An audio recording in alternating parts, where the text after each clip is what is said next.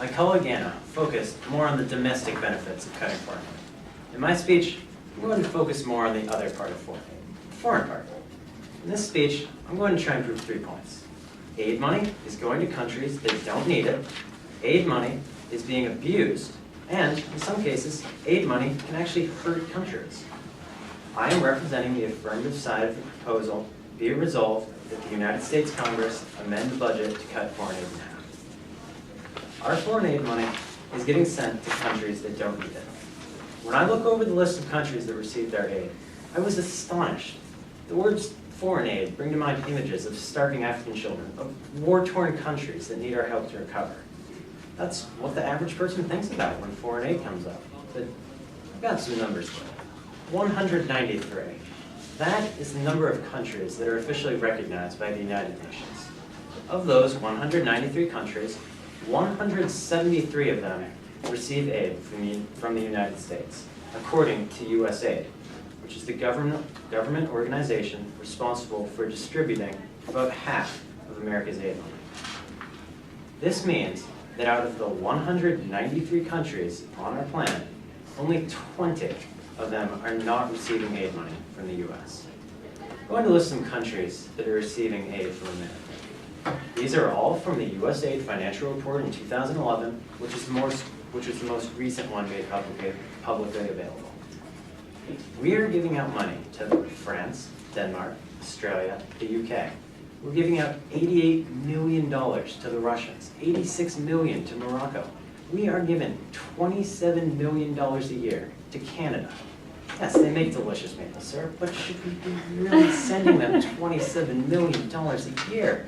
Let's continue this list. New Zealand, Turkey, Sweden, Spain, Switzerland. The list just keeps going on and on. I want to be absolutely clear. These countries do not need American help. It is, quite frankly, absolutely ridiculous how many people we're giving money to. The United States government needs to stop giving out money like Halloween candy. Why should Canada be receiving $27 million when Americans are going hungry? If we cut half of the foreign aid budget, the United States government is going to need to take a long, hard look at which countries really need our money and redistribute it accordingly. Cutting countries that don't need our aid is a pretty easy way to start cutting our budget in half. Now, it's not just which countries are receiving money, but where that money is going. This is what I believe to be the single greatest failure of the United States aid program. Abuse and waste of aid money is rampant. Corrupt government officials siphon off enormous amounts of money. For example, in 2009, the president of Malawi was charged with embezzling $12 million in aid.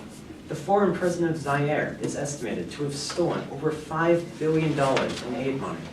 These are just 2 examples of people who've been caught. For every person that gets caught, hundreds get away with stealing money away from people who really need it.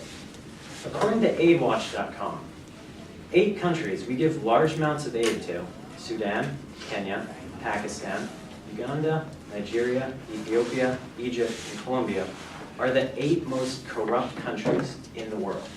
If the government can stop or even reduce corruption, we don't have to send the money that was being wasted with corruption, and we'll still get the same benefits. Aid money is also often wasted on useless projects that really help nobody. In 2010, the United States received the results of an audit on the aid money being sent to Afghanistan. The results were shocking. They showed that 90% of the aid money sent over to help Afghans rebuild their country ended up in the hands of the Taliban. The African Union, a group of about 50 countries in Africa, estimated that about $150 billion of aid was being wasted per year. Of course, this includes aid sent from other countries, but hey, that's $150 billion a year. We need to keep better track of the aid that we are sending over. If we can do that, all the benefits that the affirmative side pointed out, we can still get those just by sending less money. It makes sense. In addition to this, even sometimes when the money gets where it's supposed to, is it actually helping? Well, in some cases, it's not. Foreign aid can cause something called Dutch disease. Dutch disease is an economics term referring to when a large influx of resources decreases the value of local resources. This means that the things that we send over to help them, like food, mosquito nets, things like that, actually devalue local resources. Farmers go out of business because they can't compete with the free food we send over. Of course, if we stop sending food over, then there are no farmers. Mosquito nets, the same thing happens. People in foreign countries, that's basically a labor job. That's a job. But we import things like mosquito nets using our aid money. Our aid is not helping countries long term. Over the past 45 years, according to William Easterly, an economics professor at New York University, we have sent $600 billion in aid to Africa, and living standards haven't changed at all. Honestly, I think the president of Rwanda, Paul Kagame, says it best. Aid leads to more aid, and more aid, and more aid, and less independence of the people that are receiving it. Flooding these countries with money is not going to help them get better. The government needs to see what's effective and see what's not effective and just cut the things that aren't effective. Conclusion, well, we as human beings, I believe we have an obligation to help others. But the thing is, the United States government doesn't. It is the government's primary responsibility to care for its people first. A hungry American, in the eyes of the US government, is more important than a hungry non-American. But all this aid, cutting the aid, all the aid money doesn't just help Americans, cutting the aid money. It also forces the US government to improve the way it does foreign aid, which will benefit recipients in the long run. Now, you've heard me describe why foreign aid isn't very effective, and you've heard Anna talk about the benefits of cutting foreign aid.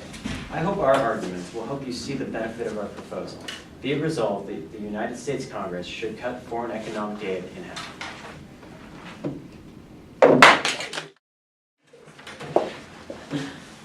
As many of you know, the United States is heavily in debt. According to Brillig.com, the national debt has soared to an outrageous $16 trillion. Debates often start about where to cut back to get our nation out of debt.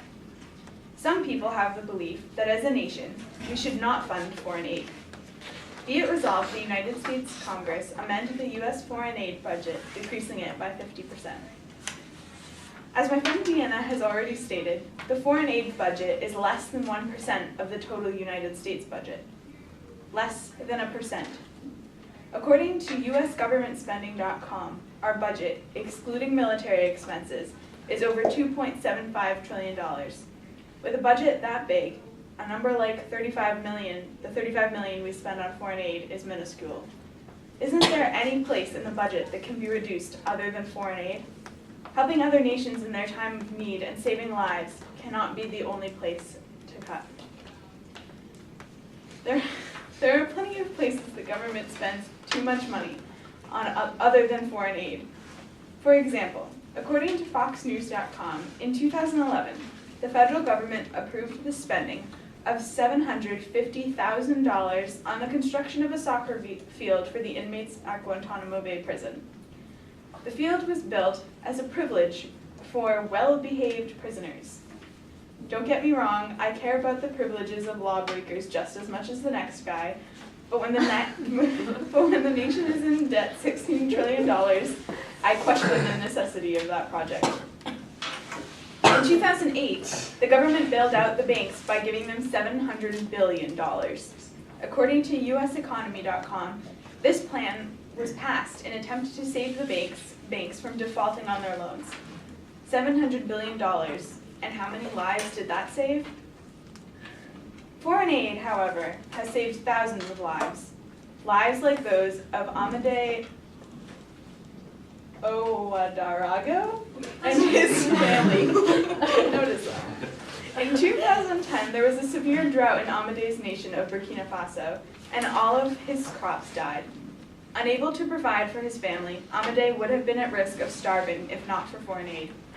U.S. aid came to the rescue, not only supporting Amade with food, but also teaching him new farming techniques. Today, Amade is doing much better, saying, quote, Now I can provide 12 months of food, and we are eating better because we have more food available to us. Amadeus' story is just one of thousands. My point is, there are better places to cut our budget that are less necessary. Foreign aid has saved thousands of lives and will save thousands more unless hindered by the passing of this proposal. Foreign aid also helps build strong relationships with other countries, as well as improving the reputation of America. When there are literally thousands of lives at stake, it is not the time to be stingy with our money.